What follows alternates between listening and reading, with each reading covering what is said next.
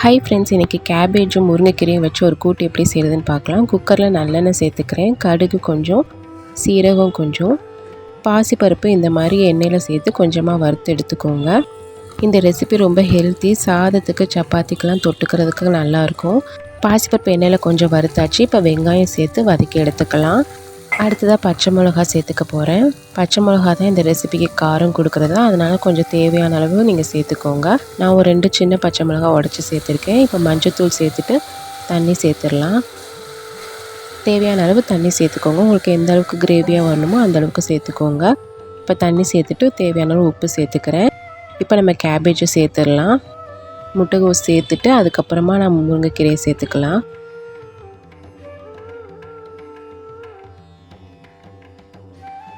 இப்போ கேபேஜ் சேர்த்தாச்சு. அடுத்ததாக முருங்கைக்கீரை சேர்த்துக்கிறேன்.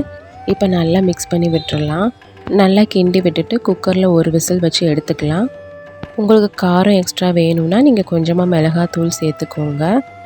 இந்த ரெசிப்பியில் கொஞ்சமாக சாதம் போட்டு கிண்டி லஞ்ச் பாக்ஸ் ரெசிப்பியாக குழந்தைங்களுக்கு கொடுத்து விடலாம். ரொம்ப ஹெல்த்தி, டேஸ்ட்டாகவும் இருக்கும். இப்போ நல்லா கிண்டி விட்டாச்சு. குக்கர் மூடி வச்சு ஒரு விசில் விட்டு எடுத்துக்கலாம்.